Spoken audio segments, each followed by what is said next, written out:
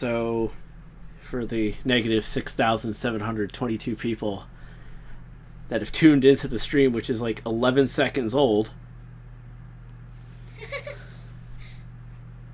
No, this is cool. I'm excited. There's like a chat and everything. I feel so special.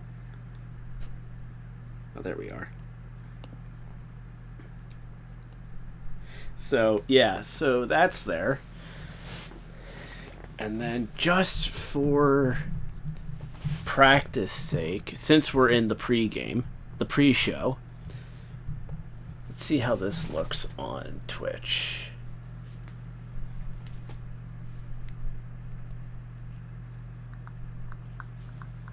Gonna post it to all the social media. Yes, do that.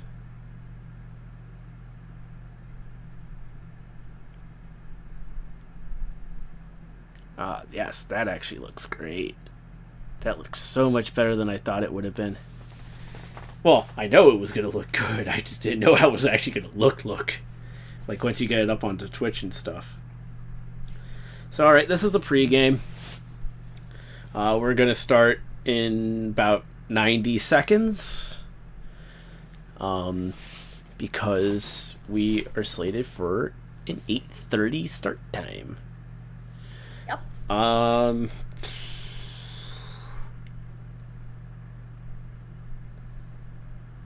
wrong thing. Discard post.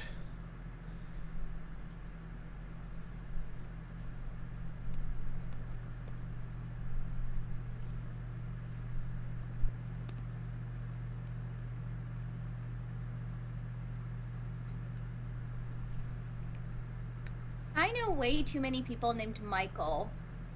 It happens.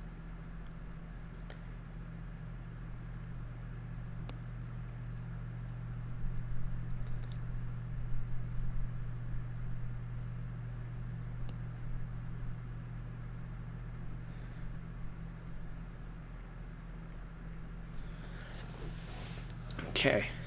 And then I've already pre-scheduled a post to go up on Twitter, so. Oh. I'm good. Well, I pre-scheduled all the tweets on purpose, like on Monday. Because I'm smart. So, with that, because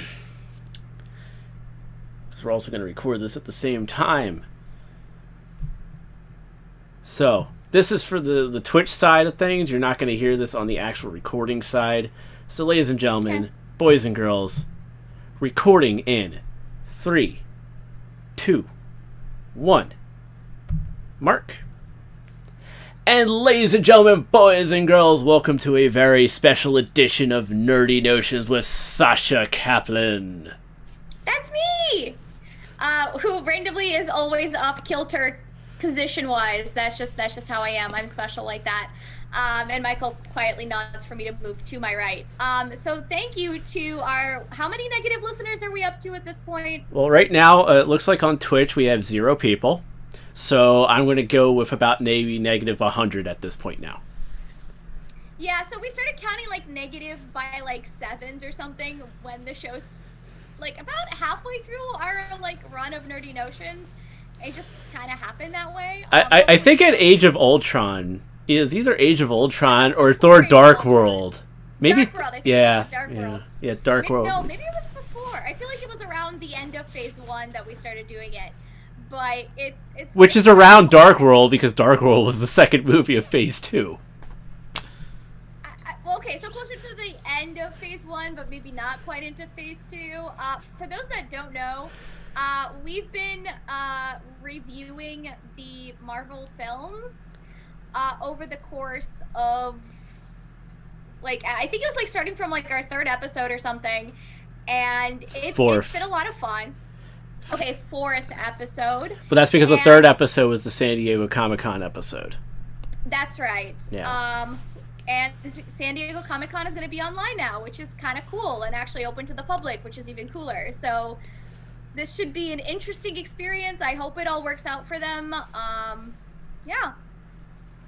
So, with that, ladies and gentlemen, it is Pride Month. We decided to take a break from the MCU for this 1 week to do a Pride Month special, which I'm hoping it shows that on Twitch. If not, I have editing to do. Dun, dun, dun. I don't know. I think I have a dashboard somewhere that lets me look at it. I'll look at it later. So we're doing Pride Month. As you can tell by underneath our names, we are doing LGBT history and representation and Marvel. And as you can tell, this is a little different from the last time we did something like this on a Facebook Live or a Twitch. Well, this is our first time on Twitch, but for a Facebook Live. Because we're doing this now. Look at that beautiful PowerPoint presentation. It's so pretty.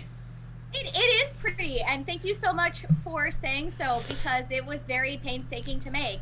And it was a lot of fun to make, but it was a lot of work, so it's nice to be appreciated.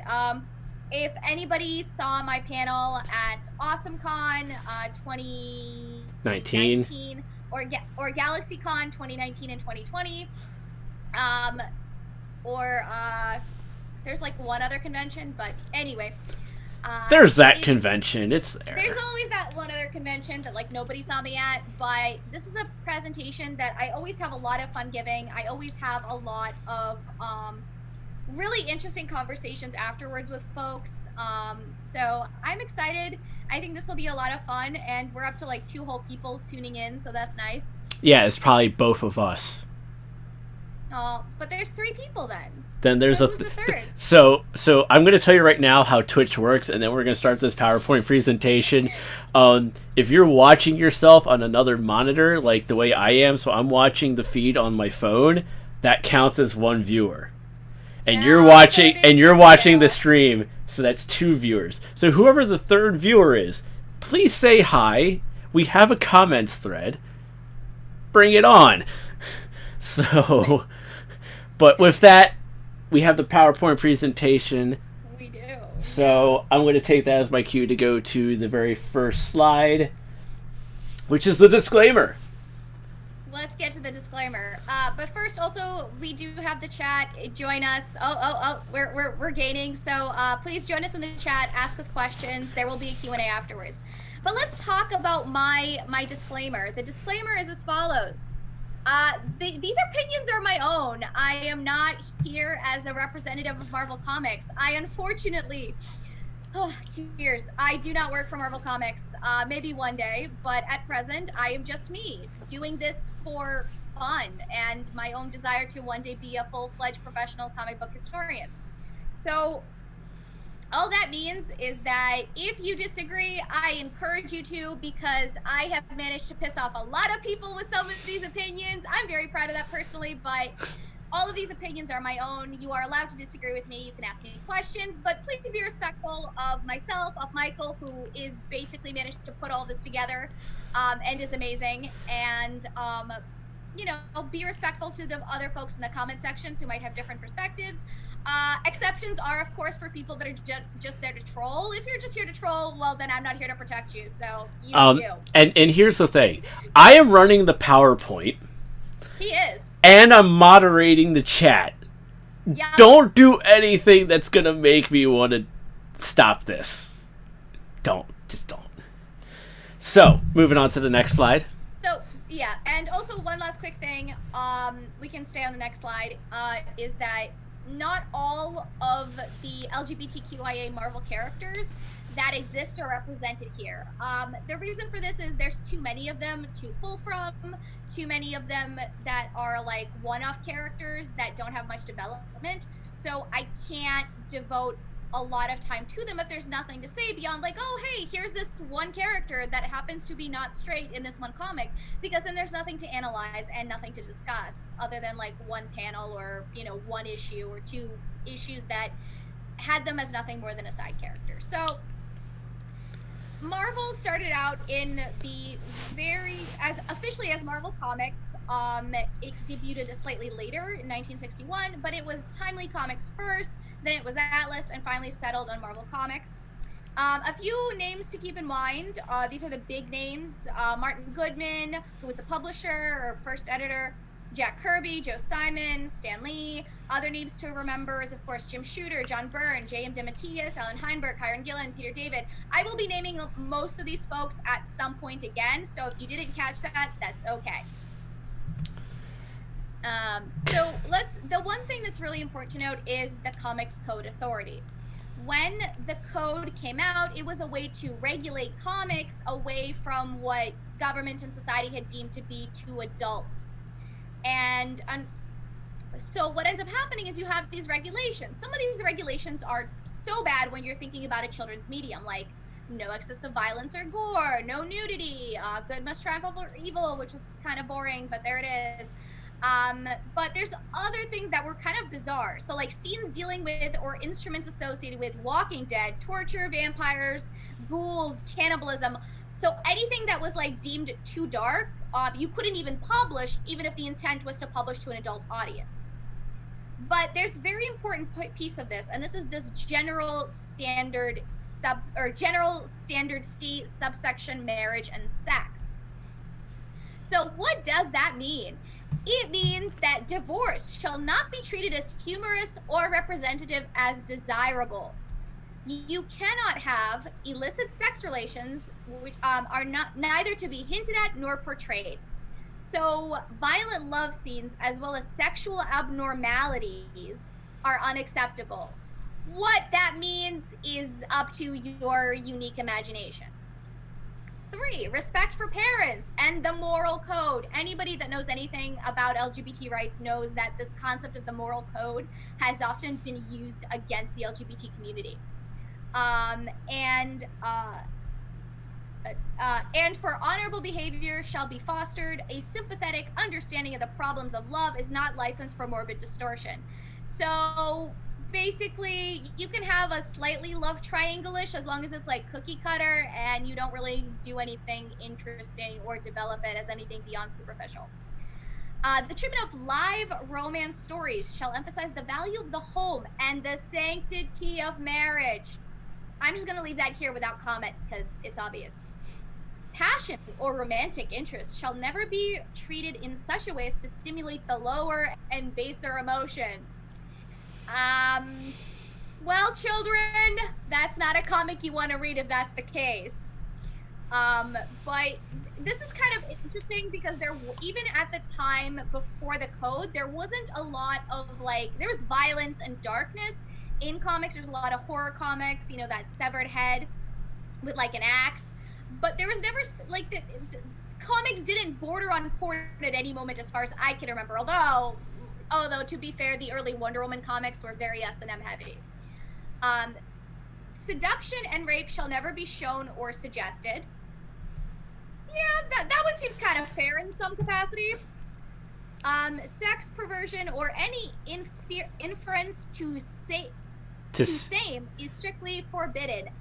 That's a mouthful to say, but basically, no gays allowed. Nothing. Even if the thing is you could arguably go around the code slightly and have 2 male characters or 2 female characters that are really close and touchy-feely, but there's that moral code and sanctity of marriage stuff that impedes all of that. So there's very limit to what we can do in the comics. So with that, a lot of people ask about the X-Men. The answer is no.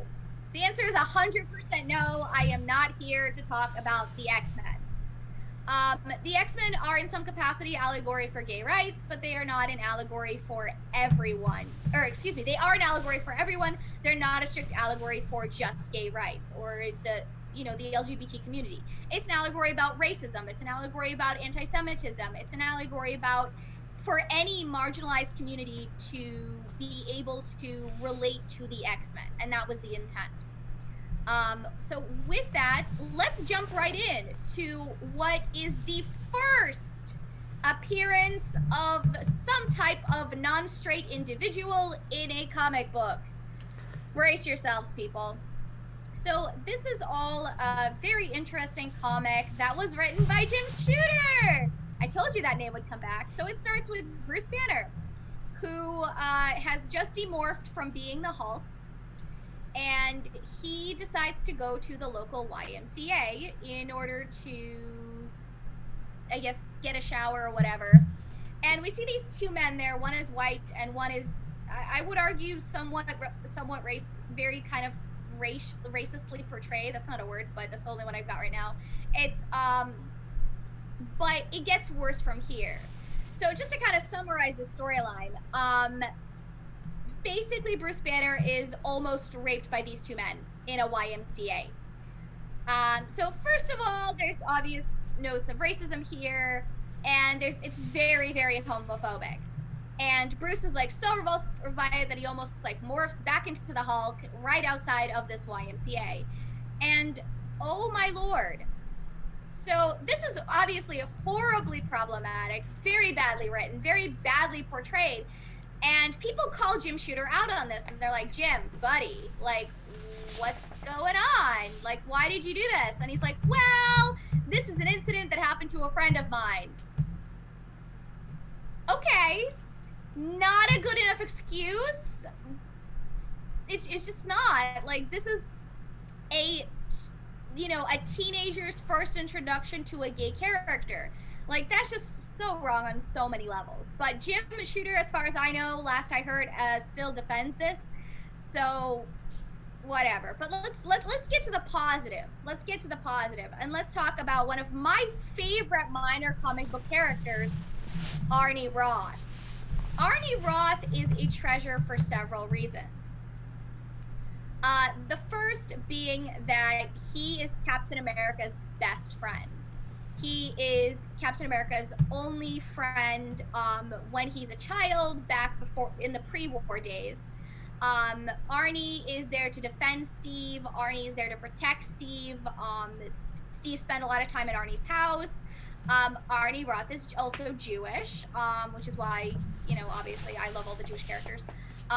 So Arnie is, when he's Steve's buddy from World War II, he is one part of the blender that they made into MCU Bucky. So one part was 616 Bucky, one part was Arnie Roth, and together you have the smash.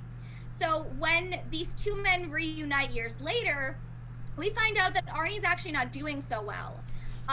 He is actually kind of distraught because his best friend and roommate has vanished, or has gone missing, or has been kidnapped, as is often the case with, love interest for anybody.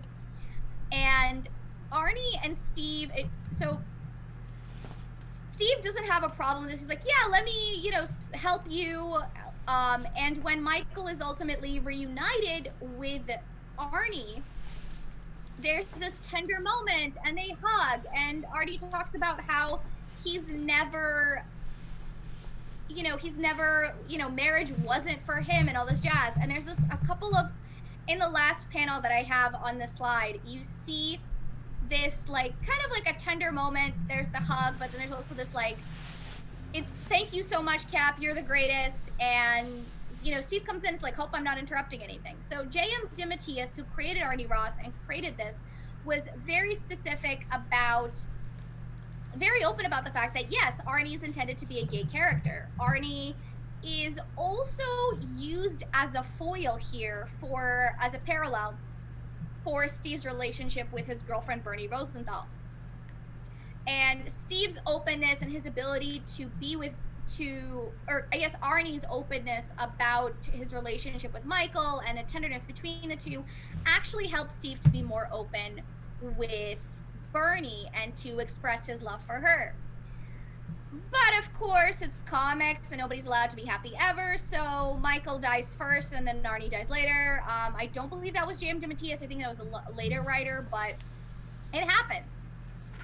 So let's talk about the first gay superhero, because we have to. And that first gay superhero, if Michael hits the first and then the second tab so we can see the full picture of the team, we have, so one more.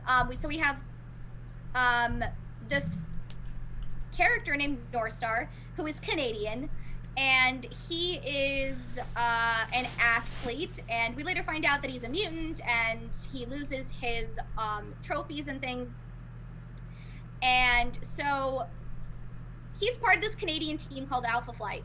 But we never get anything about him in relation to him being gay specifically, other than the fact that he's not into girls. So we can go back to that last picture on this slide.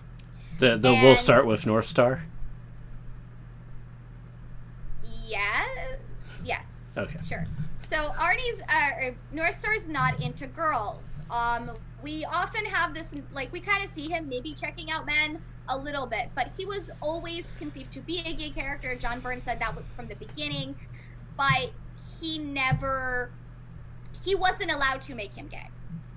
So if we move to the next slide, we're going to talk about how North Star came out a little bit. So North Star wasn't allowed to come out for pretty much a decade. He was created in 1979. He doesn't come out until 1994. So you can see this very stark change in the art.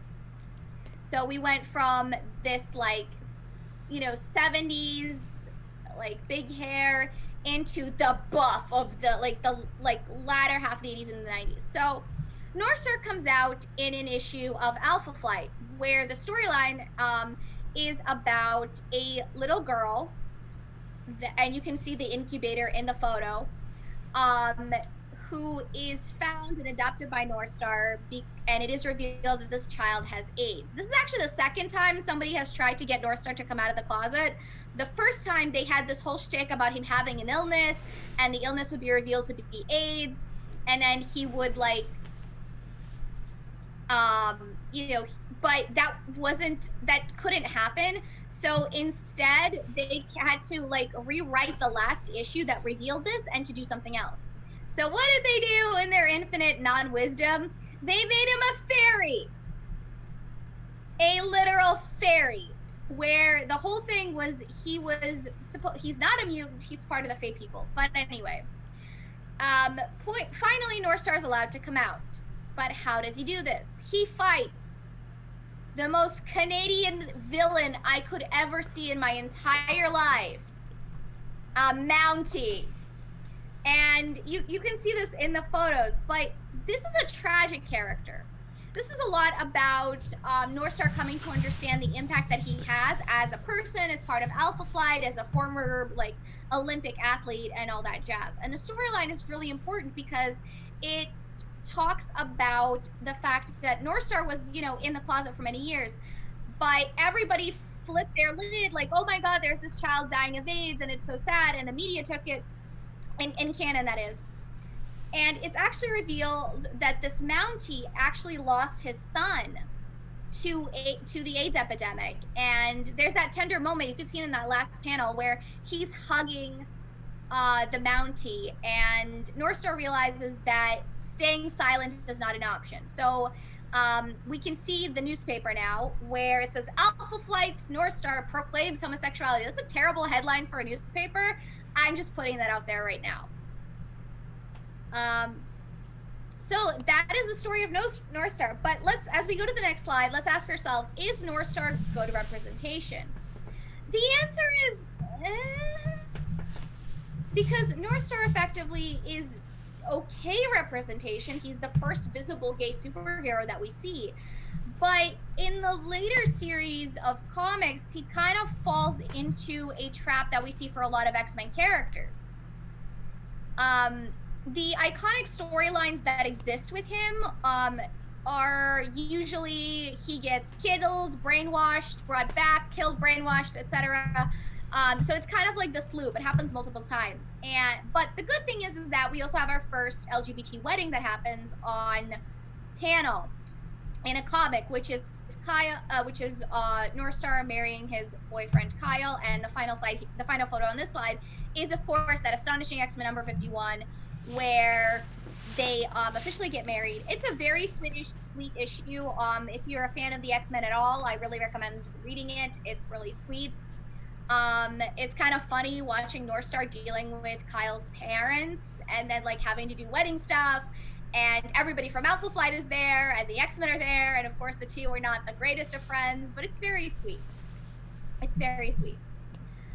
So this is a new addition to my PowerPoint, but this is very important. This next slide. It's I'm gonna breeze through this, but basically, if you didn't know that Mystique and Destiny were a thing, like, shocker, Mystique and Destiny are a thing.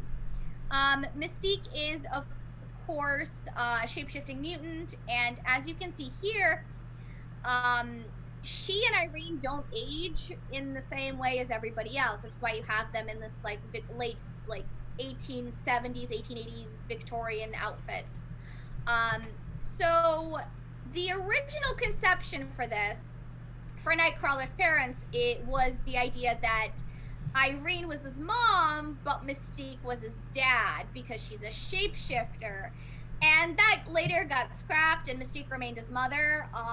But Irene and the other hints to their relationship was mostly the fact that Irene was the only person that Mystique genuinely seemed to like and got along with and had mutual respect for. And I love this last photo here because it's so, I like it's such a sweet moment because they do end up raising Rogue together after a certain, when they find Rogue as a runaway, I believe. So they have been officially confirmed, but Irene is dead now, unfortunately. And the explanation we got, so Mystique is now currently working on Krakoa for Charles or whatever, and it's unfortunate that so Mystique asks Charles as a reward for doing her job, whatever it was, to bring back Irene. And Charles says no because Charles is a jerk, but also because Irene is a precog and precogs aren't allowed on Krakoa. So Krakoa is not the best place in the world. So give me 1 second real quick because I think my car alarm's going off. Oh, that's not good.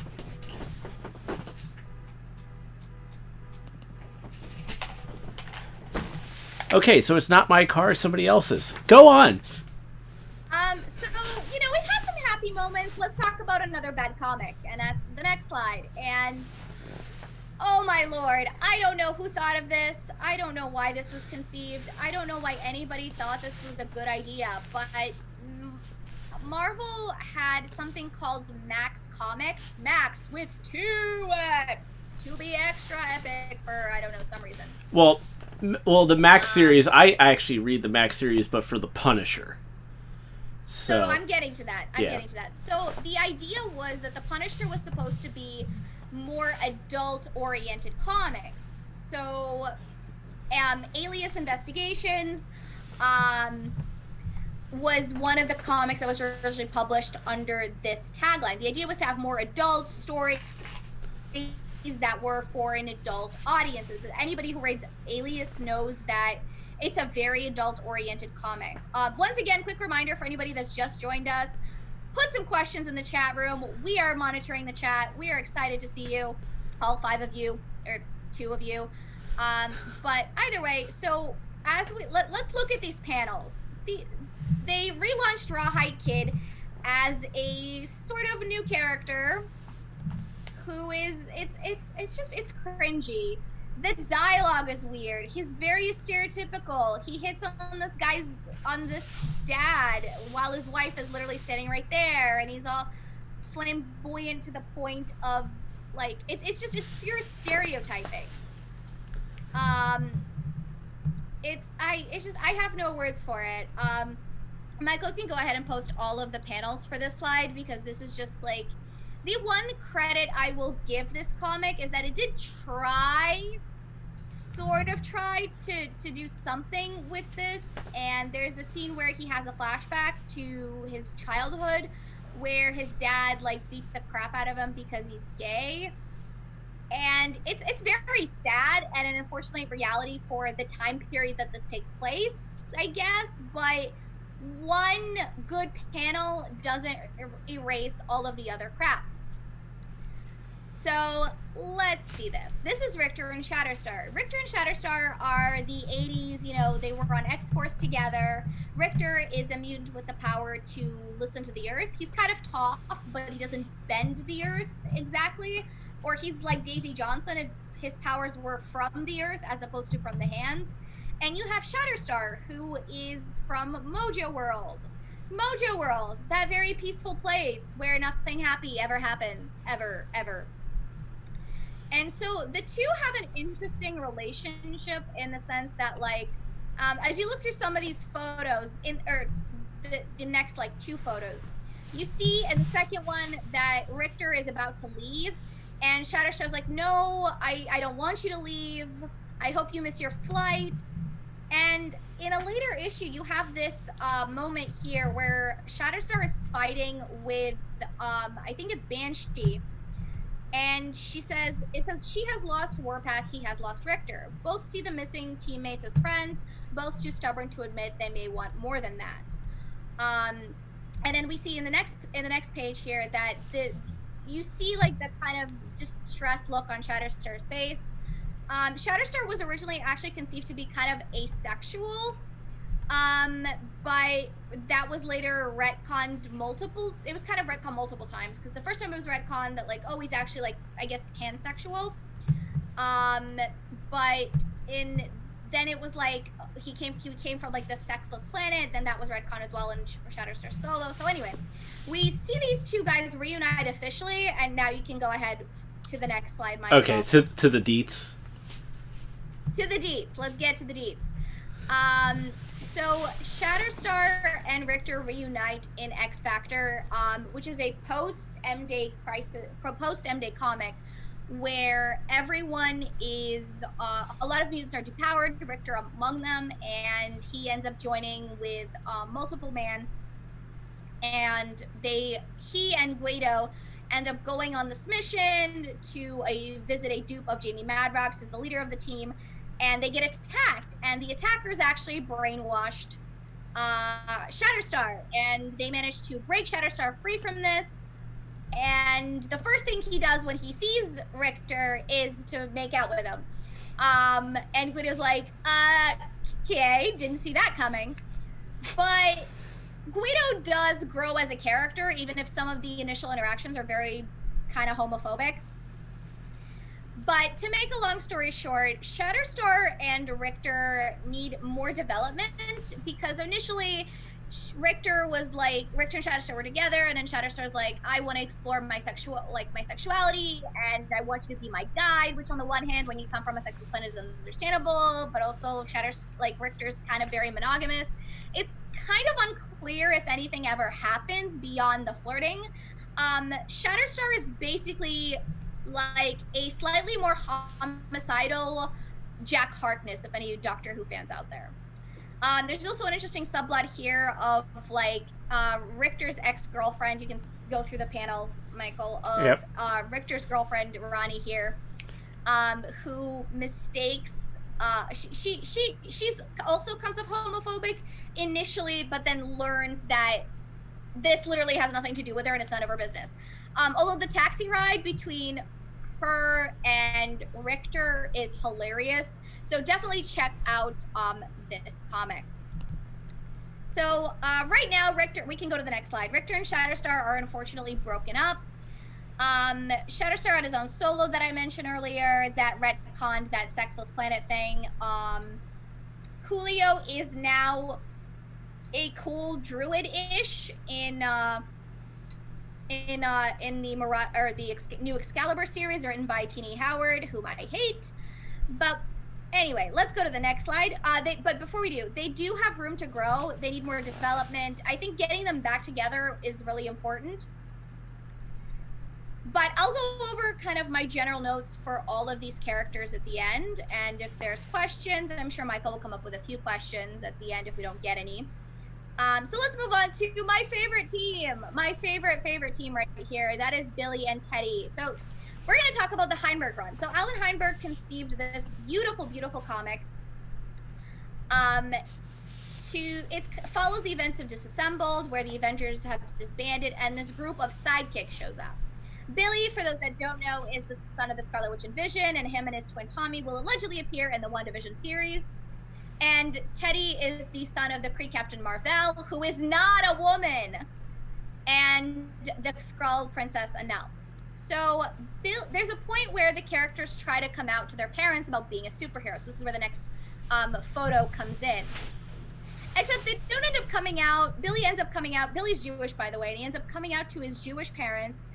in the most hilarious way possible. Instead of telling him he's a superhero, he doesn't get that far, and his mom's like, "Oh, we've always known," and that's it. Teddy's invited to the family. If that's not the best coming out story in comics, I don't know what is. We see their character development over the course of the majority of Heinberg run with some things in between. In the next picture here, we see them a lot of these like soft words and hugs and touches on the face, and there is an intimacy there that I think helps the two characters a lot. And we do ultimately see their first on-panel kiss after like 7 years. It finally happens, which gets interrupted by Miss Marvel. Not cool, Carol. Not cool. But this is it's a very sweet moment. But after all of the events that happen in Children's Crusade, you guys can PM me on my blog afterwards for the details, or just search my blog because it's literally all I write about these days. But there is a lot of, Heinberg wanted to emphasize the importance of seeing these two characters as three-dimensional figures, as individuals with, you know, strengths and weaknesses, with backstories and character flaws, which are clearly displayed in this last page here. As Billy is about to leave for Latveria, he writes me a letter like, "I'm sorry, I'm an idiot, like, you're gonna come save me, but I need to do this." And they don't always get along. Sometimes they disagree. Sometimes they fight. Sometimes Teddy calls him an idiot boyfriend because sometimes Billy can be an idiot. But there's a tenderness, and there's a lot of development just in the original Young Avengers run and in Children's Crusade, and even in the in-between, that really shows their relationship, I think, much better than any on-panel kiss would have. But we're not allowed to be happy for long. As we go on to the next slide. As you will see here in this slide, after Children's Crusade ended, Kieron Gillen showed up. And if anybody's ever read my blog, you know that I cannot stand Kieron Gillen. Just look at these first 2 pages here. Billy, who has been depressed over the loss of their friends, is angry at Teddy for dressing up as a superhero behind his back and not telling him about it. And Teddy basically tells him that, like, well, you can't be depressed because you have people who love you and parents and blah, blah, blah, blah, blah, blah, blah. And that's not how depression works, folks. If anybody doesn't know, like, telling somebody that they have a lot, like, that they have a family that loves them, or that, you know, they have an amazing boyfriend is not necessarily it's not a cure-all for depression. That's not how that works. And look, I want to point out, like, this, just the Bieber haircut, just, this turns a really well-developed relationship, in my opinion, into like a whiny teen soap opera that was never necessary. It turns these characters first of all, it turns their relationship sour, in my opinion, because Billy's effectively being shamed for his depression. But it's also really damaging to Teddy's character because you can see in the next, I think it's in the next photo here, that, like, I went to the third one. Sorry, that, like, I'm trying to find the right word here, but basically, like, Teddy's like, I fell in love with a superhero and you're all I need, and, like, I'm a shapeshifter so I can be everything you need, and, like, that's not okay. That's just not okay. So as we move on to the next set of pictures, we find out that Billy releases an interdimensional parasite, blah, blah, blah. It wasn't really him. It was Loki being a jerk, whatever. Billy tries to kill himself. And this is never addressed, really. And to add, you know, insult to the wound, as we move on to these next batch of photos, ending with Teddy finding out with Loki telling Teddy that, like, oh, you're not, like, what if Billy just, like, made you up and tweaked reality so that you would fall in love with him? And this is never addressed. This is never resolved. It's never confirmed yay or nay. They just kind of decide, like, oh, it doesn't matter. First of all, yes, it matters. Second of all, this is bad writing. This is such bad writing because it adds this unnecessary seed of conflict to an otherwise well-developed relationship. And yes, couples fight, couples have issues, but this is turning something that, like, you could have had, it could have been done better, but that would require a writer to give a shit, and Gillen didn't. Like, he just didn't. I'm sorry if this hurts somebody. So moving on to the next couple of photos, we're gonna move on to Teenie Howard. Teenie Howard is, I don't know what her hate boner is for Billy. I apologize for my language, but she just doesn't, I don't get her. I just don't. But I think there's an unfortunate attempt by some writers and artists to kind of put Billy into like the non-existent girl in their relationship, which is, I think, really damaging to both characters and to the portrayal of, you know, same-sex couples in general. Like, you can see Billy, like, you can just see from the art what a stark contrast it is. Billy's such a proud and well-developed character, and this just all kind of goes off the handle. And Teenie Howard continues this as we move on to the next photos into Strike Force, where Billy's just kind of whiny. At least he's not a goth now, but he's still very, he went from this like snarky character to this like bitchy character, and I don't necessarily understand where he came from. But there is this attempt for some reason to put Billy into this more stereotypical role. And I just don't understand the need for it. And do not even get me started on all the crosses and pentagram stuff that should not be on a Jewish character. So let's move on briefly to Iceman. Bobby Drake has never been gay, had never been gay until he was gay, arguably, because it was technically a retcon, but it could be argued it wasn't a retcon. So Bobby doesn't get to come out in a storyline that led to both a younger version of Bobby from the past and a present version of older Bobby. You have younger Bobby basically make a sexist comment about Ileana, and he gets called out for it, but he doesn't get called out for the comment itself as much of like as it's about the fact that like, oh, you're gay. And Bobby's like, but I'm not gay. And Jean's like, oh, of course you're gay. I just read your mind. And as you will see in the next batch of pictures, no one calls her out on this. She's embraced. If you go to the next one, they actually hug and says thank you. And like, oh, it just like, nobody calls Jean out on the fact, like, I think there could have been a better way to get the character to come out. Maybe like younger Bobby sees a world where he could be more open and decides like, oh, screw it, I'm just gonna come out. And then you can have this conversation with older Bobby. But that doesn't happen. Instead, what we see in the next slide is you have younger Bobby doing this very painful Romeo and Juliet thing. And then in the next slide, you have older Bobby, for some reason, being flirting with like Richter at a party, which is the only reason they broke up Richter and Shatterstar, seemingly. And then you have this like really weird thing going on where like Bobby tries to, you know, explore their relationship, but it doesn't work out because, you know, superheroes don't get happy endings, I guess. So he hasn't really had a consistent, like, I would say healthy progression of an LGBT relationship. The closest that we get is this one guy he briefly dates. And I gotta throw this out there real quick. Danger the human traffic cone. Romeo, he was hopeless. I will never tire of that pun. I'm happy for you. So in the final picture on the older Bobby slide, we have Cullen Bloodstone, who is Elsa Bloodstone's brother. And for some reason, he's flirting with Bobby, even though he's supposed to be, last time we saw him, he was like 14, and he was on Murder World with other teenagers that have not aged, but he has, seemingly. So I don't really know what to make of that. For those just joining us, please feel free to post your questions in the chat. I will take questions. I love questions.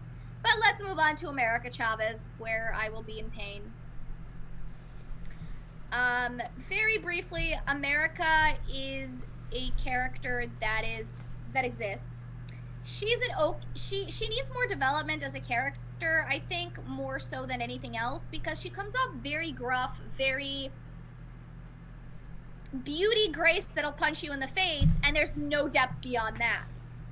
And it's very unfortunate. So as you can see with the, you can just post all the panels. The writing for her has been kind of weird, especially in the first issue of her solo, where she uses words like holy menstruation, which is painful. But she also talks about, she breaks up with her girlfriend Lisa because Lisa doesn't want to move across the country while America goes to college, and America breaks up with her, and just over the fact that like she doesn't want to do long distance. Now, realistically, if these were two humans, this would make sense. But she can teleport. She has superpowers. So I don't know. I'm not a fan of her as a character. I think she needs a little bit more depth. Maybe something has changed since then, but I don't know. Let's talk about the Runaways. Oh, the Runaways, a team of children that realize their parents are supervillains. And we have Carolina Dean, who comes out as a lesbian in the initial run of the comics, which is coming out roughly around the same time as Young Avengers. And to make a long story short, she has a couple of love interests. First is Zaven, who is a Skrull, who is a shapeshifter, and when Carolina, who comes presented as male.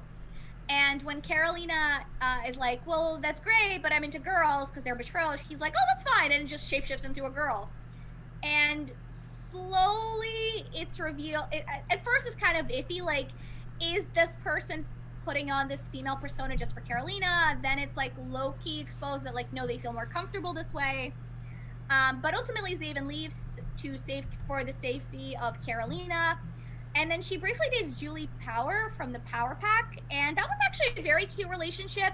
I think it was like the next stepping stone in a mature relationship for Carolina, but they're broken up by a new writer in the new Runaways comic, and we delve into what I think Marvel has a bisexual problem. Like, for some reason, Marvel doesn't seem to like bisexual characters because they don't write them well. Maybe current comics are doing better. I haven't read many current things that would make me think otherwise, that they're doing better when they're not. So Carolina ends up with Nico, who she had a crush on in the very first run of the series. And anybody seen the Hulu show know that they got together. Anyway, maybe that was done to reflect the show, but I feel like her and Carolina and Julia deserved a better send-off. Anyway, so let's get to Anole. Anole is a very sweet character who like really bonds with Northstar as his mentor, and there's a lot of really great hinting about his sexuality, and he comes out eventually. But his character doesn't go anywhere. We see him go on like one date, and you can paste the panel of that, like the end result of the date, because it's very cute. And there could have been so much development, but the current X-Men writers for some reason really don't care about these children, and I don't get it. They're such fun characters. They're so cool. There's so much potential for good storylines. Like, come on, people. So all right, let's get to Prodigy. Oh dear, Prodigy. When I first read the comics of the X-Men comics that had him in it, he was a mutant he was a mutant with the ability to like absorb knowledge around him. He was awesome. He was like dynamic, he was sassy, he could be rude, he could be smart. He was a really cool character. And then let's move on to this next photo. First of all, Kieron Gillen sucks. Like, he just sucks. David comes out basically in like a life or death scenario where they could potentially die, and regardless of that, he just ends up kissing Teddy out of nowhere, and kind of implies at some point, I don't remember exactly where, that he would be a better boyfriend than Billy, because Kieron Gillen really hated Billy. And this is, first of all, unfortunate because he was kissed without like when he was being manipulated by pheromones by someone else. And the fact that Gillen ignored that or forgot about it Thank you, Danger the Human Traffic Cone, for Then Everything Changed When Kieran Gillen Took Up the Pen. I'm telling you right now, Danger the Human Traffic Cone, A, has the best name of everyone in the group so far commenting. We don't have that many comments, but yes, thank you. Then Everything Changed When Kieran Gillen Attacked is like the definition of like my entire blog at this point. But David hasn't really been seen. I hope the new he's supposed to be in the new X Factor comic, so hopefully that means he will get more development, because the way that they portrayed him in this comic was just, I would argue, potentially even racist. Like, but I think as a kid, he's such a cool character, and to see him wasted like this is just so painful, and it's so sad. He's used as a plot device. He's used as he's not even given his own arc. He's just a side character. He's there to get the team Tommy. He's there to annoy Loki.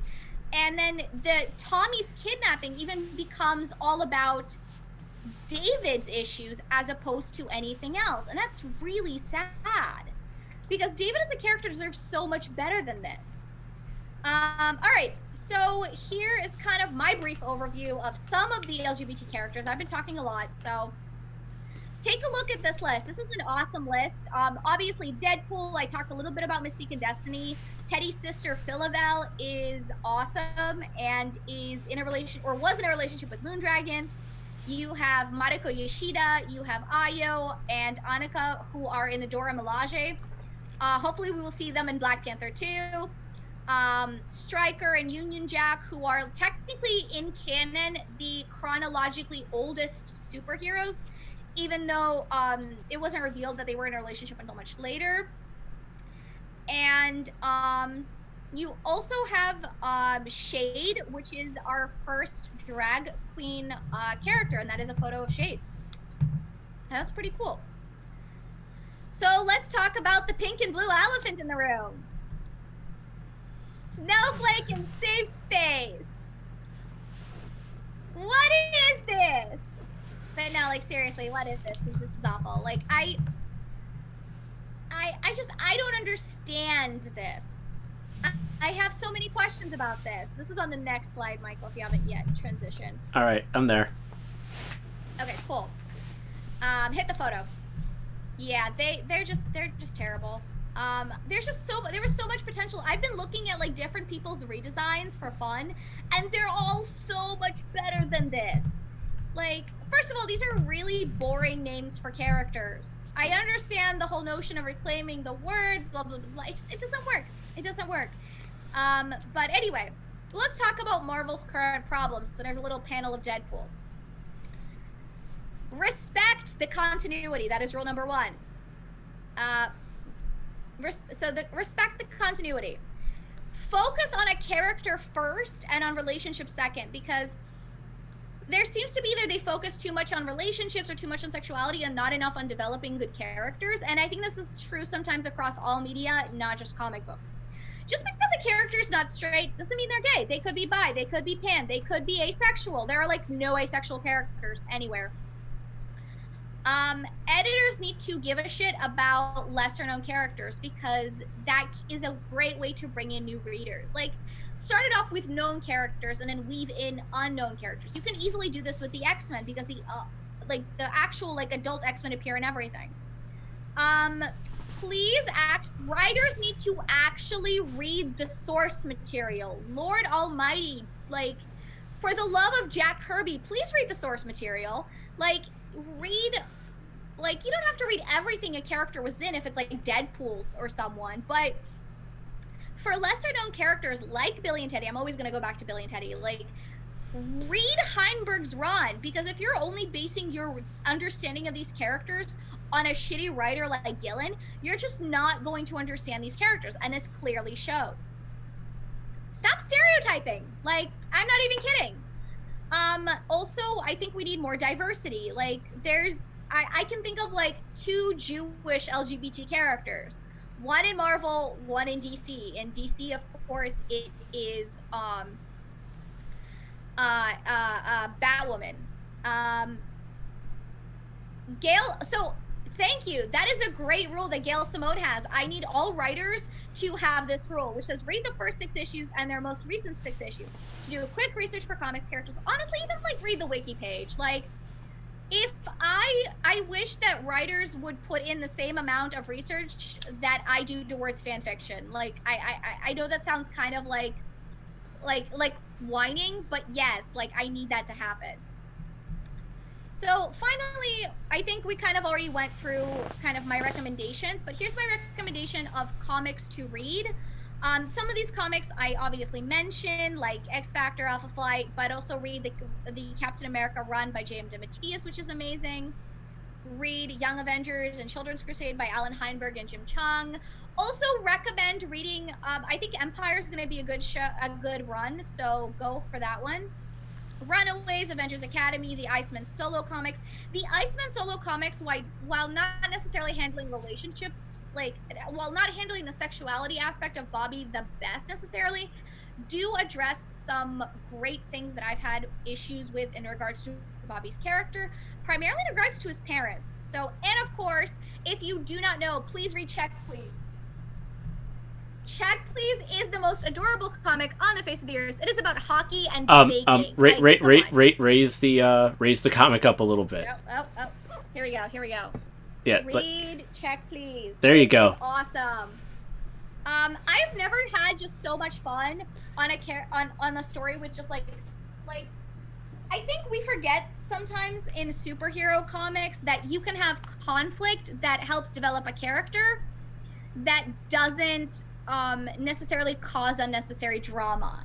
You can have conflict, you can have characters face adversity without delving into that drama. So that is all I have. I think I talked for longer than I was supposed to, but there was a lot to cover, so I'm sorry. Well, technically speaking, the first 5 minutes was us just doing the intro alone, so you kind of hit that 45, maybe like a little over by 3 minutes or so on the actual presentation that we originally talked about pre-show wise, but you're still good on time. That's good. I'm glad.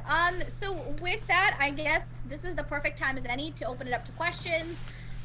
You can see these are my social media channels here. Michael will obviously share his, and we'll talk about Nerdy Notions at the end. But if you have questions, this is your time to ask those questions. Please ask me questions. Michael, do you have any questions? No, I'm good. I've sat for your panel before. So This is true. Fun story. Michael and I actually met at last year's Awesome Con. For those that don't, listen to our podcast. Shame on you. But shame on you. It's a lot of fun. It's Nerdy Notions. It's fun. But we met when I made a snarky comment about the fact that Stan Lee is overrated. And I have no regrets. So yeah, we were at so Stan had just passed away, and we were at. Not just. Oh no! It's still a few months. 6 months after. Still, a lot of people will still consider that soon. But yeah, so Awesome Con has done this really cool thing. They did it the year before for Adam West.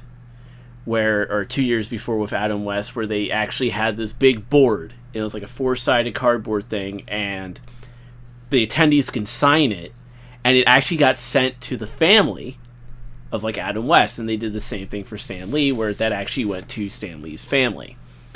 And it's a nice thing to do, and that's where you and I had met the first time, where you were like, oh, he's overrated, blah, blah, blah. I'm like, okay, whatever. And I'm like, okay, whatever.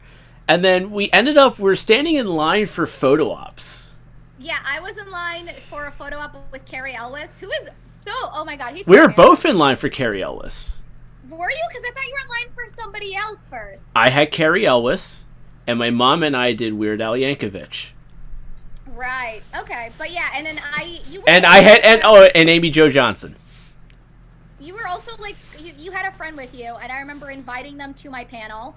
This PowerPoint has been updated since then, but I'm glad it was a chance meeting that I think worked out perfectly. See, yeah. my mild annoyance with Stan Lee paid off. Yeah, but Danger Traffic Cone has a question. Do you want to read it? Yeah, I'll read the questions, but real quick before we get to the question. But the thing is, though, is that because we had to wait so long in the photo ops to do our photo ops, that's actually how we really got to chat and talk. And then that's when we were like, oh yeah, I have this panel happening, and then you're like, oh, I have this panel happening. So we ended up just well, you didn't come to my panel, but I came to yours. But so and that's how we. Because I'm not a wrestling fan. That's fine. But yeah, but anyways, that's how things evolved for that. That's why you go to conventions, you network. So, Danger the Human Traffic Cone. I'm sorry, I just love the name. It's fantastic. When I think of traffic cones, I definitely think of Danger, especially my ride home from work today where I had no visibility and hail at the same time on the highway. So thoughts on how Stryker's coming out was handled in Avengers Academy, because that was rather a unique situation. So if Avengers Academy has been a long time ago for me. So if I remember correctly, Stryker, I like them. Here's what I like. Stryker talking to Julie Power kind of about his sexuality, I thought was really good. I love Julie. I think that she should just be like everybody's like bi mentor. Actually, on my list of like characters, she's the only bisexual character that on this list that didn't do something that was poorly written. And this is like she didn't kiss somebody else's girlfriend or boyfriend. You know, she low bar. Anyway. And so along those lines, I liked that conversation. I think Stryker was, I don't remember the exact coming out. I remember the kind of publicity aspect of it, which I thought was interesting because Stryker, he was not a very likable character. I remember that. I was just like, can I hit this kid in the face a little bit? But it was weird. I think I would definitely have to kind of go back and reread it a little bit. I remember that the first time I read it, I was kind of annoyed. The second time I read it, I was like, well, I kind of see what they were trying to do. But I'm afraid I don't have as, blatant opinions as I do about certain other storylines. But that was a great question. So real quick, Danger the Human Traffic Cone says it's a nickname he earned, or they earned as a movie production assistant. So you must are awesome. So you must have been a very dangerous cone at a production. So. Oh, that actually makes sense if you think about it. But that's really cool. One thing I will say that this is kind of my dream for Marvel, is I kind of want them to like low-key stop stereotyping characters. Actually, high-key stop stereotyping characters. Really give them a chance to. Give them a chance to breathe and follow Gail. First of all, Gail Simone is queen. Like, Gail Simone is amazing. If you have not read her original Birds of Prey run, which I have somewhere here, please do so. It is magic. I also have right behind me here a picture of Lady Blackhawk, who is my favorite bird of prey. But a serious note, though, like, you really should read the first 6 issues and their most recent issues, especially with a character like a Knoll or a Stryker or, Billy and Teddy, who don't have as much appearance. There is literally no excuse for you not to do some basic research. And it takes like, a half an hour to read 6 issues? Maybe an hour if you're taking notes and details, but like one of the most important things, especially in a comic, which is a visual medium, is to not only get the look of a character right, but their sound. Which is why, like, when I write fan fiction, one of the things that I always focus specifically on is the knowledge that I'm writing someone else's character. And that even if I tweak canon, I need to make sure that the things stay in character, that the character's voice shines through. And then it's not just me talking, it is that character speaking. So that's really important.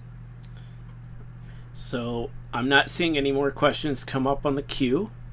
So what we're going to do is we're going to do 2 things. For those of you watching this on the website post, we're going to run into social medias real quick.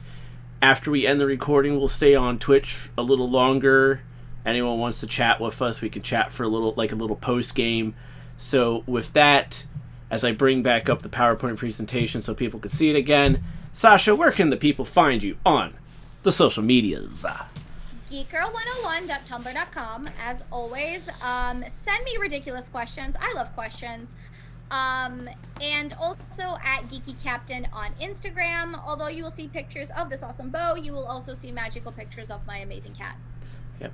And then, of course, you can always follow me on the Twitters at the LindenBomb75, Facebook at facebook.com/x75productions, and, of course, everything for me is also on txhthockey.com, and for the podcast Nerdy Notions, it is /nerdy-notions. And then also Sasha and I do another podcast with our friends Ben and Brian, which is Power Dorks, which is our Power Rangers podcast. So you can do txhthockey.com/power-dorks. Nerdy Notions, when we actually return, this is obviously our Pride Month special. Next week we'll be doing Ant-Man and the Wasp, followed by Captain Marvel, followed by Avengers in Endgame, and then Spider-Man Far From Home. And we'll be done with the MCU for a while, and then we actually have a few other things that we're discussing of what the next future episodes post MCU will be for Nerdy Notions. So again, that's txhthockey.com/nerdy-notions for you to go check out the archive and listen to all of our MCU episodes and stuff like that before we go to Ant-Man and the Wasp. So with that, Sasha, take us out. So thank you so much for listening. Thank you so much for watching. Thank you so much for bearing with me, as this was basically like an hour-long rant on all of my issues with Marvel right now when it comes to LGBT superheroes. And we hope to catch you next time as you listen to us rant about the Ant-Man and the Wasp and why Cassie Lang is the best character ever. Okay, the recording is done. So, like I said, now we're in post-show. So, you guys want to ask us some questions? Shoot us some questions. I know Sasha needs a breather. Drink some water, Sasha, please. You can see my awesome water bottle, which has a sticker of Magneto. And it says, I've been at the mercy of men just following orders, never again. And if that's not the best quote ever, I don't know what is. Danger the Human Traffic Code. Thank you so much for all of your fabulous comments in this chat. Yep. So, with that, yeah, I mean, thank you for the good words, Danger. I'm just gonna call you Danger. Sorry. No, I'm sorry. You have to do it. You have to do the full name because it's just that cool. Danger, the Human Traffic Code. Yeah. So, Danger, the Human Traffic Code. Thank you. So this layout here that you're looking at now, because I just put it back onto the main layout. This is a layout that we used last month for AwesomeCon Online. The only difference is that we didn't have the LGBT history and representation in Marvel. Was that really last? Oh my god, that was last month. Yeah. Time flies. Oh my goodness. But but technically it's been like 2 months because it was the first weekend of May when we did that, and we actually filmed the 15-minute panel like a week and a half before the actual AwesomeCon Online happened. So like we technically filmed it in April. And yeah, so, it was like the last week of April that we filmed it, and then it was like the first weekend of May that it premiered. But it was a lot of, I think it worked well in the sense that like it allowed me to like interact with people in the chat. Yeah. Even though like somebody tried to fight me on Stan Lee, and like their biggest gripe was like, oh, well, you're just a kid. And I'm like, I'm not a child. I'm 27. And then they were like, oh, well, you read comics, but you read this stuff, but I lived it. I'm like, to be honest, just because you lived through something doesn't make you an expert on it. Yeah. I mean, it's like the old Holiday Inn Express commercials. It's like, how long did you go to school for this? Oh, I did. I just stayed at a Holiday Inn Express last night. You know, it's kind of the same equivalent there. But yeah. So like the only difference was we didn't have this bottom third where you see the LGBT history portion. But But the funny thing is, when we recorded the AwesomeCon Online stuff, we recorded it that day, like after I got off the phone with the programming director. Because, like, I got home, I was on the phone with you, and I was like, oh yeah, we got this, and it's got to be like a 15-minute thing, and it's like, I literally ran into my room, and I worked on this thing. Like, I worked on it for like a half an hour, because we were supposed to record Nerdy Notions. I forget which episode at that point we were on. We were probably still in phase 2. Or we were just starting phase 1, I can't remember. But we had to record our regular episode, and I was like, let's just take care of it now, because we're already recording. We gotta have this thing submitted by like Sunday. So we did that, and then so I just did so I just added the LGBT part, and then over the weekend I created this layout that you see now that I just flipped over, where all I had to do was, like, I created a bottom third for where you can still see Sasha and I, but then I created a spot where the PowerPoint presentation can go. So that way people can be like, all right, cool. That's where we can, watch this presentation. I know you originally wanted to try to run it, Sasha, but that would have just been way too hard. That would have been really painful. Yeah, I can see that. I want to do it. I would love to do it like one more time, but just kind of like recording the presentation itself, with just like my voice as if I was like sharing a screen and have that available. I think that would be cool. We could definitely do that. Like, so that's something for another day when I've had like time to process all of this. So that's something that we can definitely do, because what I can do is I can take the presentation, and for those curious, we're actually running through OBS right now. So that's what we run the stream through. And we're so like what I can do is, like, I can just put in this PowerPoint presentation. I can just make that the full screen. And then I can take your video, like of Zoom, like we're on right now, kind of like how I have it set up on these two scenes. And I can just put it in there, but then I can have the presentation overlap on top of your camera so nobody can actually see you. Yeah. I know there's a couple of ways to do it. That's something to like consider for the future.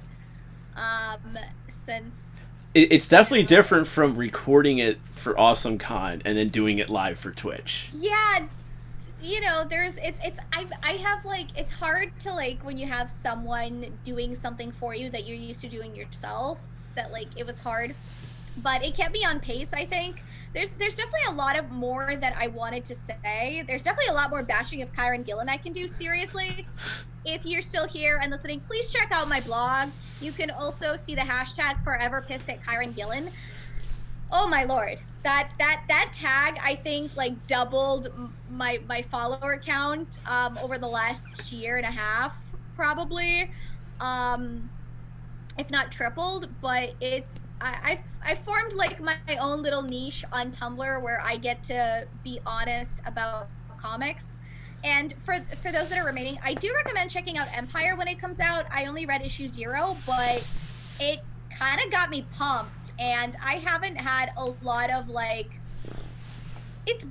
there's been very rare moments recently where I was like, oh my god, you need to check out this comic. I also really recommend the new Fantastic Four run. It definitely got me into the Fantastic Four. Yeah. So we're gonna go for 5 more minutes. We're gonna go till 9:45 Eastern time. So we're just gonna go for 5 more minutes. So if anyone wants to throw questions and stuff like that, it's the final countdown. But this is a lot of fun. It was kind of hard with like the timing of like the 30-second delay and not being kind of able to see where I am exactly. Yeah. But that's okay. It was still a lot of fun. I have a new presentation I'm making that is just on the Young Avengers that I'm very excited about, even though it means having to touch Kieran Gillen's work again. Like, I mean, look, the art itself is bad. I don't like Jamie McKelvey's art. It's like, I mean, you saw that. There's an entire panel when he looked like Justin Bieber. No character should ever have to suffer looking like Justin Bieber. I think that's a violation of the Geneva Convention. Just start playing that song "Sorry" by Justin Bieber in the background. Medium. Ugh. I can't. Ugh. I'm allergic. I can't. But no, sir. But actually, if Danger the Human Traffic Cone is still there, if you're still with us, because I'm looking at it and it says we have 4 viewers. Technically, 2 of them are us, because I'm watching on my cell phone. Because I just learned this right now. I actually, because of this setup in OBS, I'm actually getting the chat stream right here on my computer screen. So like I didn't actually have to be in Twitch. Although the fact that I'm in it, like as the moderator, it's kind of a good thing because I can remove the people who want to be mean. But Danger, the Human Traffic Cone, if you're still here with us, I would love to know the actual story behind this. Like please tell us the story behind how you got this as a nickname, because I am greatly intrigued. You have 3 minutes to type this up before we go offline, if you're still with us. Yeah. I might give an extension just to read this story. So. Also, I'm pretty sure, like, I've used the line about, you know, the Young Avengers existed together in harmony, then everything changed when Kieran Gillen showed up at least once somewhere on a post. Also, Senpai2345, thank you for joining us if you're still here. That's a cute little name. I mean, yeah, Senpai definitely has a great name, but I'm sorry, but I mean, it's no Danger the Human Traffic Cone. We're going to keep gushing about this. Yeah. I think they have sadly left us, but yeah, it's okay. It's a pleasure anyway. Yeah, stay tuned. I hope you go to the website and you check out the other past episodes of Nerdy Notions. We usually have a new episode come out every Thursday around 3 p.m., sometimes 12 p.m. It really depends, because it is a hockey website. The hockey has to take priority, so sometimes I'll have like the episode planned to go at noon Eastern time, and then something big in hockey happens and I go, okay, sorry Sasha, we're coming out at 3 p.m. now. So which, like, once we record, it doesn't really matter to me when it comes out. I'm not that picky about it, but I try to keep consistency. I do recommend our MCU introspection. There's been some really great conversations, especially in the Civil War episode, and I think in Infinity War, when I literally made Michael create a shit list of everybody responsible for the things that happened in Infinity War, mostly because I was sick of people bashing Wanda Maximoff. But yeah, we have a lot of episodes over all of the films that we've reviewed up to Infinity War, and it's kind of been a lot of fun revisiting the films that I haven't rewatched in a while. And like Infinity War, I don't think I actually rewatched it all the way through since like the DVD came out. Yes. If not in theaters. Yeah, so it's really cool. So real quick, we're in the final minute. Sasha, once again, I want to go to your presentation. Where can the people find you on the social media? geekgirl101.tumblr.com and at geekycaptain on Instagram. I am also starting a blog with all of my comic content, but that's coming later. All right, and then of course, as always, you can find me on the Twitters at the Lindenbaum75, Facebook at facebook.com/X75 Productions, here on Twitch, because this is actually my Twitch channel, and so please hit follow, friend, whatever. I promise I will bring back X75 unsanctioned if I ever get to be allowed to play video games ever again due to time constraints. And then, of course, everything is on txhthockey.com, and for this show specifically, /nerdy-notions. So with that, ladies and gentlemen, boys and girls, be excellent to each other, and party on, and keep fighting the good live fight. Long and prosper. Peace.